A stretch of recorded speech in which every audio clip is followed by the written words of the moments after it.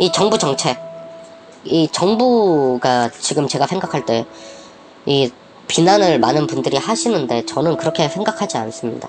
이 정부도 굉장히 고심을 하고 있거든요. 왜냐면 이 정부가 대출 규제를 한 게, 이 대출 규제가 결국은 늘어났던 이유가 이 부동산 때문이 컸습니다. 부동산 담보대출 때문에. 당연하죠. 가격이 막 뛰니까 이것 때문에 가계부채 대출이 위험한 수준까지 왔고, 저는 이 가계부채 대출이 예전 카드 사태처럼 터질 거라고 좀 생각을 하고 있었거든요.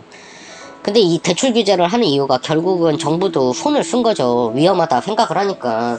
그러다 보니 건설 경기가 살아나지 않는 부분이 있고, 그것만 잡아서 비난을 할 수는 있지만 정부의 입장에서는 사실 게으른 상태인 거죠. 이게 이도저도 어쩔 수가 없는 이 부분을 포기할 수는 없거든요. 그렇다고 사실 건설 경기를 살리는 게 또 나쁜 것만은 아닙니다.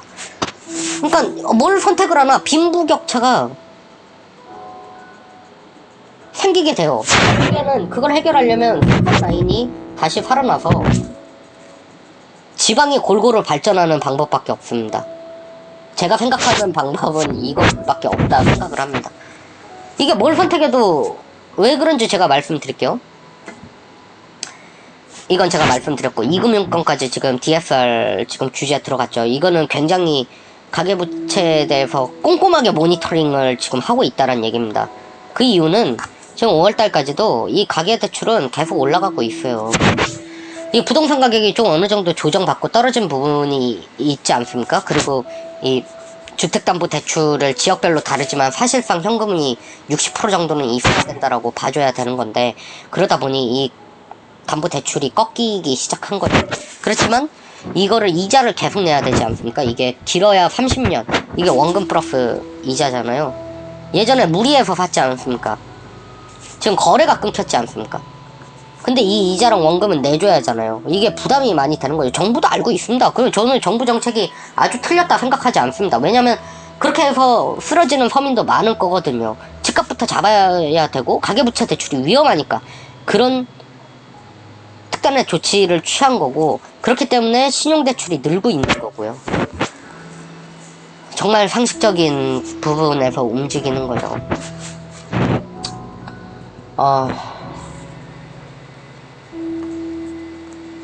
정부는 그래서 경기를 살리기 위해, 사실 1분기 경상수지 적자가 난 건 사실인데, 그래서 경제 위기 온다. 제가 이걸 할까 부동산을 할까 고민하다가 이거를 했는데, 제가 인터넷에서도 말씀드렸지만 이런 배당 가져가 이 경상수지 흑자로 돌았을 거예요. 지금 기준만큼은 안 되겠지만, 제가 생각할 때는 6에서 700억 불까지는 경상수지 흑자가 날 거라고 제 개인적으로는 생각을 하고 있고요. 그리고 이 금리 인하를 하는 건 결국은 정부에서도 이 경기를 부양하고자 하는 거거든요. 이 금리 인하하면 시중에 돈이 풀리지 않습니까? 돈이 풀리면 이 돈이 100% 다 통화된다라고 생각을 하시면 안 됩니다. 그렇게 생각을 하시면 안 되지만 이게 결국은 물가 상승의 역할이 될 수가 왜냐면 돈이 많다라는 건 결국 부동산과 주식의 이 가치가 올라갈 수밖에 없거든요. 물가 상승률이 반영이 되기 때문에. 그래서 제가 자꾸 현찰이 위험하다라고 생각을 하는 거고, 금리를 사실 올려도 그런 효과가 있고요. 이 로또 총력 말이 많지 않습니까? 제가 이걸 보시는 분들이 꼭 아셨으면 좋겠는데, 대한민국에 제가 하노이에서 느낀 거거든요. 참 진짜 돈 많은 거 진짜 많더라고요.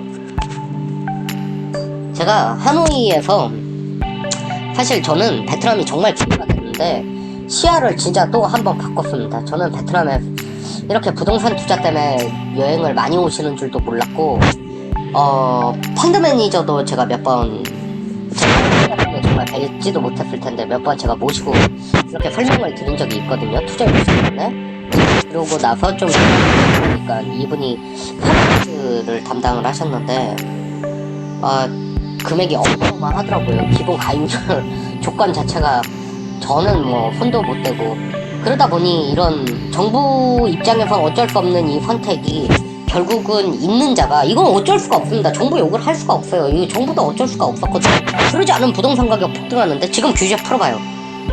날라갑니다. 가격. 정부도 알고 있습니다. 최소한 지금 막고 있는 거예요, 정부도. 그렇지만 이 경제 훈리라는 게 훈리대로 가게 되기 때문에 이게 끝날 거라고 저는 생각을 하고 있고요. 저는 정부 정책이 잘못됐다고 생각합니다.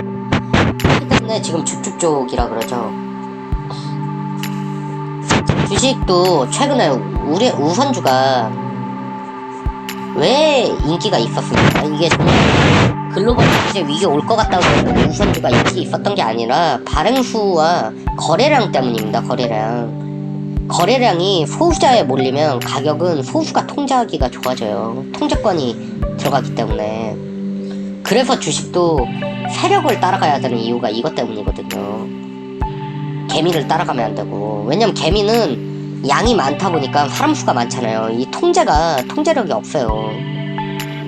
이 소수가 시장의 논리로 들어오게 된다라는 건 가격은 언제든 맘만 먹으면 또 오를 수 있다는 얘기입니다. 이 최고 현찰 10억이 있었는데 줄이 쫙 몇 킬로 서 있는 거 보세요. 이 대한민국 생각보다 돈 많은 분들 많습니다. 제가 이거 들어주시는 분들께서 진짜 그럼 나 어떡하냐 이럴 시간에 사실 아이디어 연구하시는 게 낫습니다. 왜냐면 제가 말씀드렸지만 서울은 저평가고 베트남보다 보면 이 소득 대비 주택 가격 비율이 낮은 편입니다. 이거 우리나라에 다들 있는 현상 중 하나입니다. 나한테만 있는 현상이 아니라 저는 이 정상적인 상황이라 생각하지 않습니다. 정상적인 상황이지. 그거 그냥 인기 끌려고 그런 얘기 하는 거죠. 공감해주는 척 하면서. 그럼 자기들 집 사지 말든가. 근데 자기들은 몇 천씩 가지고 있잖아요. 다 알고 있어요. 오히려 그분들이 제가 생각할 때는 달콤한 얘기 해가지고 바보 만드는 거라 좀 솔직하게 저는 생각해요. 그리고 이 30대 중에 깨어있는 분들 중에 이미 집 사신 분들이 있어요. 친구분들 중에서도 조용한 강자들이 있을 겁니다. 솔직하게. 저도 제가 돈을 많이 아끼기 때문에 제가 얼굴 공개는 안 하니까 방송 중에.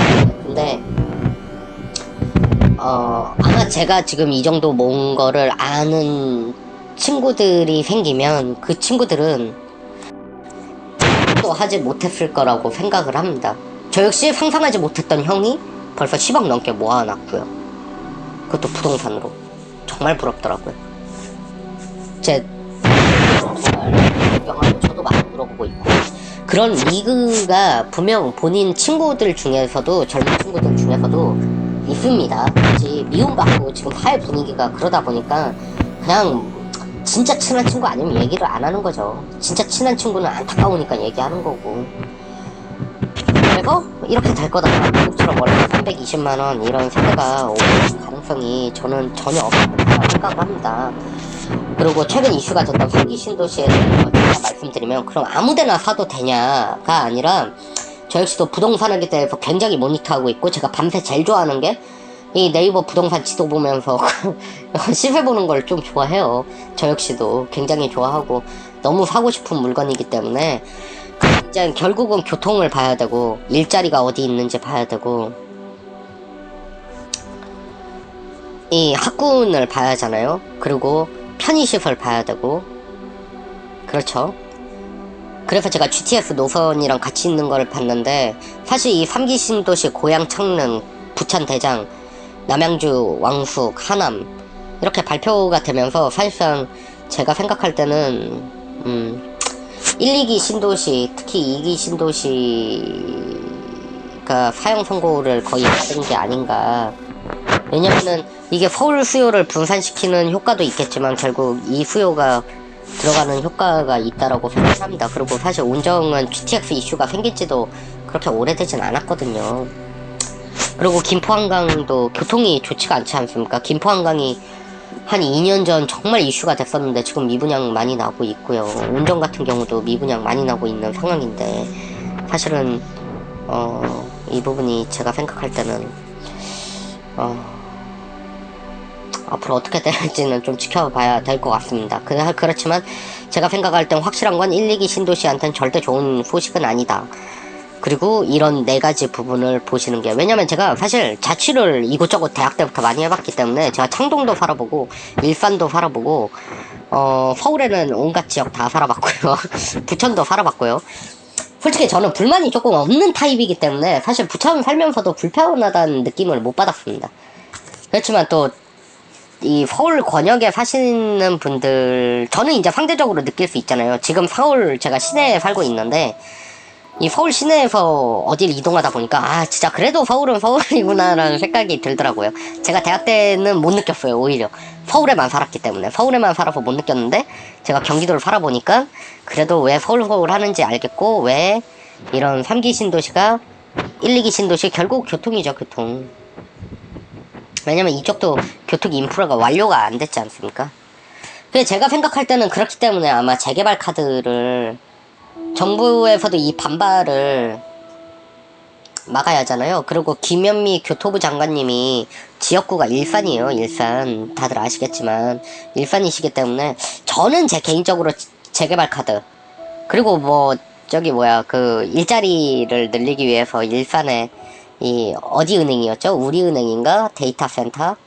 이게 딱 데이터 센터 이전 하는 게 솔직하게 말해서 그 모델 아니에요. 저기 청라 모델 아니에요. 청라 하나은행이었나요? 하나은행 모델 아니에요. 이게 그렇게 파급 효과가 저는 있을까라 생각을 합니다. 근데 재개발 카드를 꺼내는 순간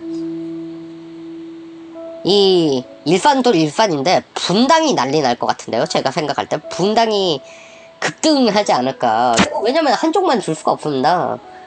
다양하게 줘야지. 그리고 총선이 선거를 앞두고 저는 더 그렇게 생각을 하고 있고요. 이 3기 신도시에 과연 이걸로 건설주가 오른다는 기사가 많이 나왔었는데 그렇게 생각하지 않습니다. 지금 규제 때문에 건설 경기가 저는 좋지 않다라고 생각하고, 결국은 건설뿐만 아니라 모든 산업은 내수가 먼저 받쳐줘야 돼요. 야, 건설 그럼 GS 해외 나가서 하면 되지 라고 생각하실 수 있는데, 내수, 모든 산업은 내수를 기반으로 간다 생각하시면 됩니다. 기반으로. 예, 해외는 해외요. 남의 집에서 돈 벌어온다라는 게 쉬운 건 아닙니다. 지역별로 다르고요. 환영받을 거라고 생각한다라면 그거는 정말 착각하고 있는 거고요. 결국 내수를 기반으로 쌓인 레퍼런스와 안정성이 해외에 도전하게 만들어주는 구조인 거죠. 이 KCC는 오히려 실적 발표하고 급락을 했고, GS건설도 제가 생각할 때 큰 변동이 없습니다. 결국은 정책을 부동산은 봐야 되는 건데 아직은 좀 약한 정책이지 않나. 그러면 제가 앞에 서두에도 말씀드렸지만 이 해외 큰손의 영향, 이 자금의 큰손의 흐름이 부동산 가격을 움직일 거다라고 생각을 합니다. 아시겠지만 지금 중국이 위안화를 절하했습니다. 6.9 위안대로 올라왔는데 7위안은 저는 안 넘길 거라 생각합니다. 왜냐면 이러면 이 글로벌 자금이 빠져나갈 수가 있거든요. 왜냐면은 이 중국은 7위안에 대한 상징성이 있습니다. 이 7위안을 찍는 순간 정부 정책이 변했구나라고 판단을 하고 자금이 나갈 가능성이 있기 때문에 이 점은 저는 지켜줄 거라고 생각을 하고 있고, 미국 역시도 무역전쟁은 장기화가 되기 때문에 이 부분에서 금리 인하 카드를 꺼냈고요. 제가 사실 촬영을 하면서 고민을 많이 해요. 좀 저도 다른 분들처럼 한 10분씩 하고 싶은데 욕심이 많다 보니까 이거를 너무 이렇게 좀 너무 크게 제가 하고 있다라고 사실 생각을 하고 있고, 이거를 시청해 주시는 분들이 좀 이렇게 흐름을 이어갔으면 좋겠다 생각을 해서 저는 거시경제를 계속 하고 있는 건데, 정말 저도 빨리 안정이 돼서 이런 이슈의 부분에 한 10분씩 짧게, 왜 이제 6.9위안을 맞추나 이런 것들, 그리고 왜 트럼프 대통령, 제가 트럼프 대통령이면 지금 진퇴양난에 좀 빠진 것 같다. 그 이유는 저는 민주당 때문이라고 좀 생각을 하고 있고요. 그런 얘기들을 좀 짧게 한번 쳐나가고 싶습니다. 이게 제가 뭐 사실 말주변도 없고 말을 그렇게 잘하는 것도 아니고, 그렇지만 거시경제와 경제 부분만큼 특히 베트남 경제는 제가 최고가 되고 싶은 욕심이 있기 때문에 그 부분에서 욕심이 많아서라고 좀 좋게 생각해 주셨으면 좋겠습니다. 감사합니다.